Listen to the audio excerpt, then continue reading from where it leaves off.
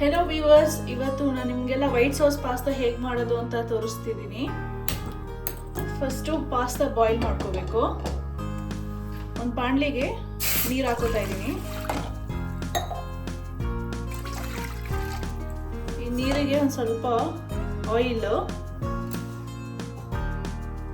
ಮತ್ತೆ ಸ್ವಲ್ಪ ಸಾಲ್ಟ್. ಈಗ ಇದು ಒಂದು ಬಾಯ್ಲ್ ಬರಬೇಕು, ಆಮೇಲೆ ಪಾಸ್ತಾ ಆ್ಯಡ್ ಮಾಡ್ಕೊಳ್ಳೋಣ. ಈಗ ನೀರು ಬಾಯ್ಲ್ ಆಗಿದೆ, ಈಗ ಪಾಸ್ತಾ ಆ್ಯಡ್ ಮಾಡ್ಕೊಳ್ಳೋಣ.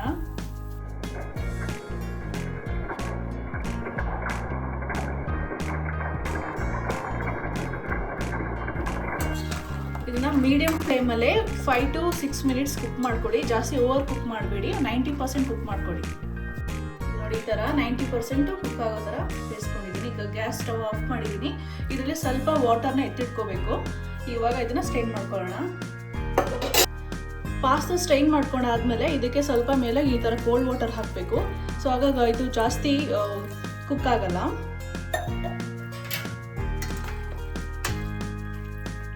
ಮತ್ತು ಇದಕ್ಕೆ ಸ್ವಲ್ಪ ಆಯಿಲ್ ಹಾಕ್ತೀನಿ. ಸೊ ಒಂದಕ್ಕೊಂದು ಸ್ಟಿಕ್ ಆಗಲ್ಲ, ಪಾಸ್ತಾ ಚೆನ್ನಾಗಿರುತ್ತೆ.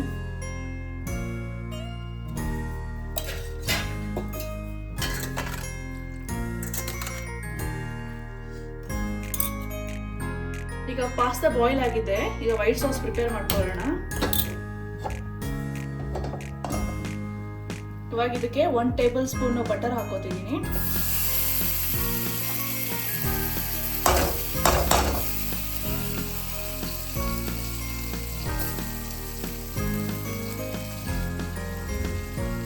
ಬಟರ್ ಮೆಲ್ಟ್ ಆಗಿದೆ. ಇವಾಗ 1 ಸ್ಪೂನು ಮೈದಾ ಆ್ಯಡ್ ಮಾಡ್ಕೋಬೇಕು.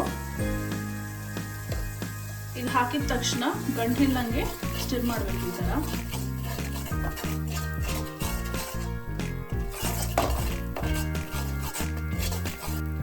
ಇದನ್ನ ಲೋ ಫ್ಲೇಮಲ್ಲೇ ಮಾಡ್ಕೊಳ್ಳಿ. ಈಗ ಇದಕ್ಕೆ 250 ml ಅಷ್ಟು ಮಿಲ್ಕ್ ಹಾಕ್ತಿದ್ದೀನಿ. ಮಿಲ್ಕ್ ಹಾಕಿದ ತಕ್ಷಣ ಇದನ್ನ ನೀಟಾಗಿ ಗಂಟಿಲ್ದೆ ಸ್ಟಿರ್ ಮಾಡ್ಕೋಬೇಕು. ಇವಾಗ ನೀವು ಮೀಡಿಯಂ ಫ್ಲೇಮಲ್ಲಿ ಇಟ್ಕೊಳ್ಳಿ ಗ್ಯಾಸು.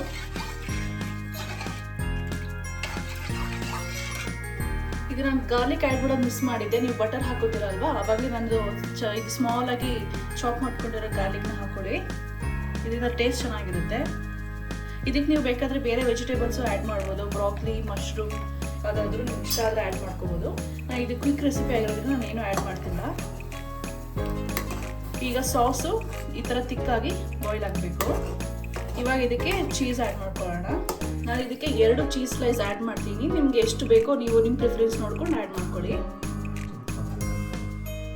ನಾನು ಇದನ್ನ 2 ಆಗೋಷ್ಟು ಮಾಡ್ತಿದ್ದೀನಿ. ಹಾಗೆ ನಿಮ್ಮ ಕ್ವಾಂಟಿಟಿನ ಇನ್ಕ್ರೀಸ್ ಆರ್ ಡಿಕ್ರೀಸ್ ಮಾಡ್ಕೋಬೋದು. ಈಗ ಚೀಸು ಚೆನ್ನಾಗಿ ಮೆಲ್ಟ್ ಆಗಬೇಕು. ಇದಕ್ಕೀಗ ಚಿಲ್ಲಿ ಫ್ಲೇಕ್ಸ್ ಮತ್ತು ಆರಿಗ್ಯಾನೋ ಮತ್ತು ಸಾಲ್ಟ್ ಸ್ವಲ್ಪ ನೋಡ್ಕೊಂಡು ಹಾಕೊಳ್ಳಿ. ಚೀಸೆಲ್ಲ ಹಾಕಿರ್ತೀವಿ.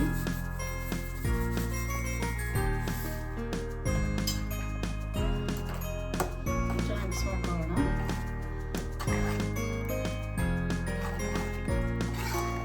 ನಿಮಗೆ ಸಾಸ್ ಯಾವ ಥರ ಕನ್ಸಿಸ್ಟೆನ್ಸಿ ಬೇಕು ನೋಡ್ಕೊಳ್ಳಿ. ನನಗಿದು ಸ್ವಲ್ಪ ಜಾಸ್ತಿ ತಿಕ್ಕಾಯಿತು ಅನ್ನಿಸ್ತು. ಸೊ ಸ್ವಲ್ಪ ಇದಕ್ಕೆ ವಾಟರು, ಅದೇ ನಾನು ಪಾಸ್ತಾ ವಾಟರ್ ಸ್ವಲ್ಪ ತೆಗೆದಿಟ್ಕೊಂಡಿದ್ದೆ, ಅದನ್ನು ಹಾಕ್ತಿದ್ದೀನಿ. ಈಗ ಇದು ಲೋ ಫ್ಲೇಮಲ್ಲೇ ಒಂದು 2 ನಿಮಿಷ ಚೆನ್ನಾಗಿ ಬಾಯ್ಲ್ ಬರಬೇಕು. ಆಮೇಲೆ ಪಾಸ್ತಾ ಆ್ಯಡ್ ಮಾಡ್ಕೊಳ್ಳೋಣ. ಈಗ ಸಾಸು ಚೆನ್ನಾಗಾಗಿದೆ. ಇವಾಗ ಬಾಯ್ಲ್ ಮಾಡ್ಕೊಂಡಿರೋ ಮ್ಯಾಕ್ರೋನಿ ಹಾಕ್ತಿದ್ದೀನಿ. ನಾನು ಮ್ಯಾಕ್ರೋನಿ ತೊಗೊಂಡಿದ್ದೀನಿ. ನೀವು ಬೇರೆ ಯಾವುದಾದ್ರೂ ಬೇರೆ ಥರ ಪಾಸ್ತಾ ಟೈಪ್ ಯೂಸ್ ಮಾಡ್ಕೋಬೋದು.